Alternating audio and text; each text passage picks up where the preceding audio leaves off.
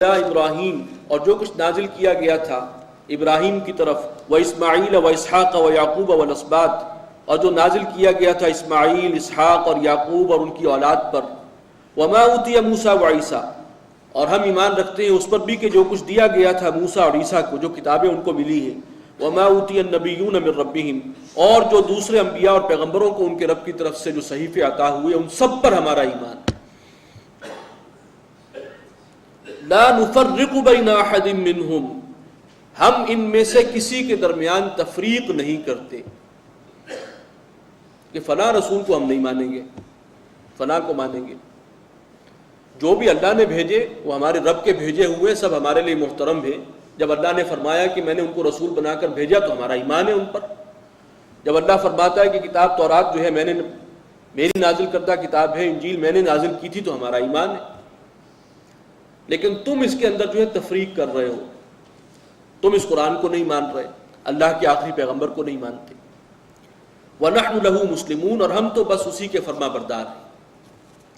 فَإِنْ آمَنُوا بِمِثْلِ مَا آمَنْتُمْ بِهِ فَقَدِ اهْتَدَوْا، تو اگر یہ لوگ بھی ایمان لائیں اسی طریقے پر جیسے تم ایمان لائے ہو، یعنی یہ بھی ان میں رسولوں میں تفریق نہ کریں، اللہ کے تمام پیغمبروں کو مانیں، فَقَدِ اهْتَدَوْا، تو پھر تو یہ راہ راست پر ہیں، پھر تو صحیح صراط مستقیم پر گامزن ہیں۔ وَإِن تَوَلَّوْا، اور اگر اس طریقے سے وہ ایمان نہ لائیں اور روگردانی کریں اور ڈنڈی ماریں،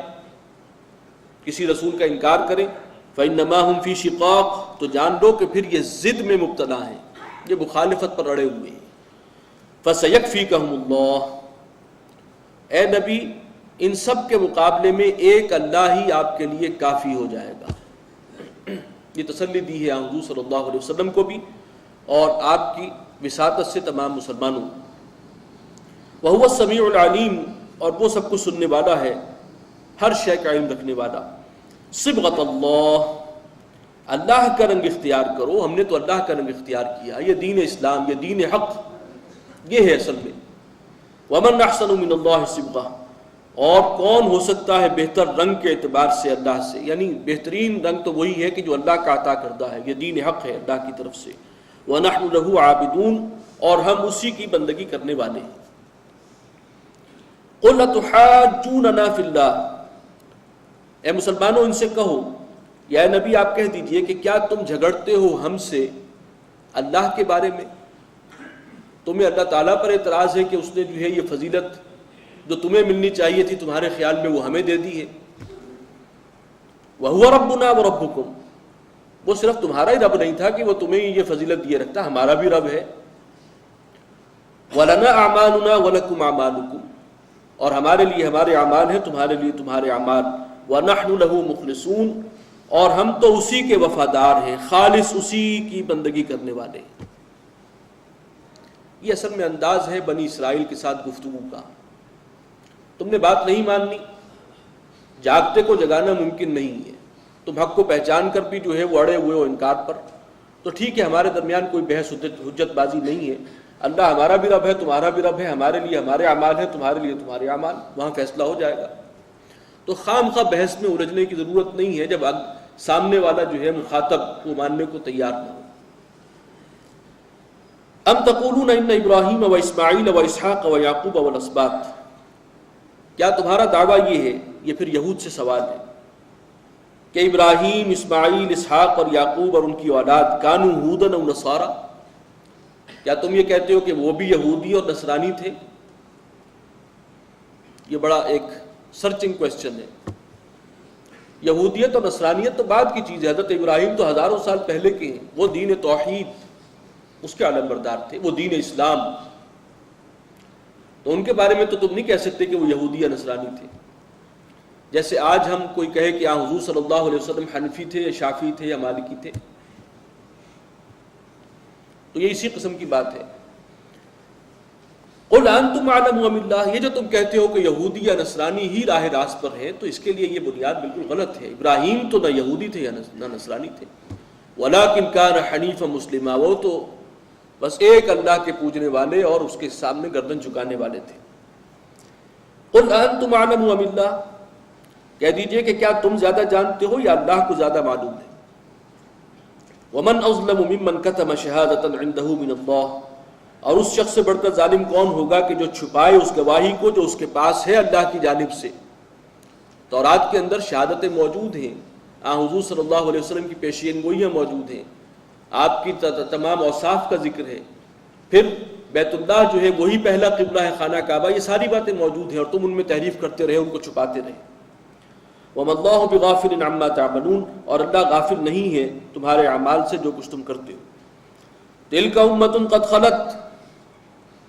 وہ ایک گروہ تھا، ابراہیم، اسماعیل، اسحاق، یعقوب، برگزیدہ بندے تھے، وہ گزر گئے، ٹھیک ہے تم ان کی اولاد ہو۔ لَهَا مَا كَسَبَتْ، جو کچھ انہوں نے کمایا وہ ان کے لیے ہے، وَلَكُمْ مَا كَسَبْتُمْ، اور جو تم نے کمائی کی ہے وہ تمہارے لیے ہے۔ وَلَا تُسْأَلُونَ عَمَّا كَانُوا يَعْمَلُونَ، اور تم سے سوال نہیں کیا جائے گا کہ وہ لوگ کیا کرتے رہے، تم سے تمہارے اعمال کے بارے میں باز پرس ہوگی۔ یہ تھا وہ درمیانی حصہ جس میں حضرت ابراہیم علیہ السلام کا تذکرہ آیا اور ملت ابراہیمی کی بات آئی۔ اب دوسرا پارہ جو شروع ہو رہا ہے، اس کے بالکل آغاز ہی میں تحویل قبلہ کا حکم ہے اور نئی امت کی آفیشل تاج پوشی کا اعلان۔ فرمایا سیقول السفہاء من الناس، ان قریب کچھ بے وقوف لوگ کہیں گے، ما ولاہم عن قبلتہم التی کانوا علیہا، کس چیز نے پھیر دیا ان مسلمانوں کو اس قبلے سے جس پر یہ پہلے تھے۔ یہ تحویل قبلہ کا واقعہ کیونکہ سیرت کا ایک اہم واقعہ ہے، اس کی تھوڑی سی تفصیل میں بیان کر دوں کہ مدینہ پہنچ کر حضور صلی اللہ علیہ وسلم کے لیے ممکن نہیں تھا کہ وہ بیک وقت بیت اللہ اور بیت المقدس دونوں کو اپنے سامنے قبلے کے طور پر رکھتے۔ مکہ میں ممکن تھا، مکہ میں اگر بیت اللہ کے جنوب میں کھڑے ہو کر حضور صلی اللہ علیہ وسلم نماز ادا فرماتے تھے تو بیت اللہ بھی سامنے ہے اور شمال میں آگے جو ہے وہ بیت المقدس ہے، بیک وقت دو قبلوں کی طرف جو ہے وہ رخ ہے۔ مدینہ میں ممکن نہیں تھا، بیت اللہ کی طرف رخ کرتے ہیں تو بیت المقدس کی طرف پیٹھ ہوتی ہے، ادھر رخ کرتے ہیں تو بیت اللہ کی طرف پیٹھ ہوتی ہے۔ اس وقت پھر حضور صلی اللہ علیہ وسلم نے، ظاہر بات ہے کہ وحی خفی کی بنیاد پر یہ فیصلہ کیا، اللہ کا فیصلہ تھا، لیکن ایسی آیت کوئی قرآن میں موجود نہیں ہے۔ اللہ تعالیٰ کے براہ راست بھی احکامات حضور صلی اللہ علیہ وسلم کو ہدایات پہنچتی تھی، اور پھر آپ نے بیت المقدس کی طرف رخ کیا، لیکن آپ پر بھی اور وہ مہاجرین خاص طور پر جو آئے تھے مکہ سے ان پر بہت گراں گزر رہا تھا۔ بیت اللہ کی جو حیثیت تھی آپ کو معلوم ہے پورے عرب کے لیے وہ ایک مرکز تھا، مذہبی اعتبار سے، دینی اعتبار سے، اور ویسے تو وہ شرک چونکہ وہاں پھیل چکا تھا لیکن تمام قبائل کے بت وہاں موجود تھے، تو جن کو شرک سے دلچسپی تھی ان کے لیے بھی وہی تھا مرکز، اور جو توحید کے مت والے تھے ان کے لیے بھی وہی مرکز تھا، تو بڑا اس پر حضور پر بھی شاک گزر رہا تھا۔ 16-17 مہینے تک یہی کیفیت رہی، اس کے بعد تحویل قبلہ کا حکم آیا، اور یہ حکم ایسے وقت میں آیا تھا جب آپ نماز ادا فرما رہے تھے، عین حالت نماز میں وہی نازل ہوئی ہے، یہ آیات نازل ہوئی، اور اسی وقت نماز کی حالت ہی میں آپ نے رخ بدل دیا، اور آپ کے پیچھے جو بھی مقتدی تھے، جو صحابہ تھے، ان سب نے بھی اپنا رخ تبدیل کر لیا، شمال کی بجائے وہاں سے اب جنوب کی طرف رخ ہوا۔ تو یہ چونکہ یہود وہاں موجود تھے اور معلوم تھا کہ اب وہ اس کو پروپیگنڈے کے لیے ایک بنیاد انہیں مل جائے گی کہ یہ کیسا دین ہے جس کا قبلہ معین نہیں ہے، ابھی رخ ان کا شمال کو تھا اب جنوب کی طرف ہے، اور یہ اگر اللہ کا حکم پہلے یہ تھا تو کیا وہ اللہ کو معلوم نہیں تھا کہ اصل قبلہ کون سا ہے؟ آپ کو معلوم ہے یہود تو اس قسم کی باتیں اٹھانے میں ید طولا رکھتے ہیں۔ تو پیش کی فرمایا کہ عنقریب کچھ احمق اور بے وقوف لوگ اس قسم کی باتیں کریں گے کہ ما ولاہم عن قبلتہم التی کانوا علیہا، کس چیز نے پھیر دیا مسلمانوں کو اس قبلے سے جس پر یہ پہلے تھے۔ قل للہ المشرق والمغرب، کہہ دیجئے کہ مشرق و مغرب سب اللہ کے،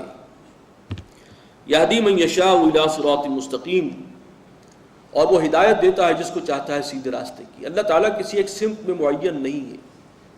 وہ جو غالب نے کہا کہ ہے پرے سرحد ادراک سے اپنا مسجود،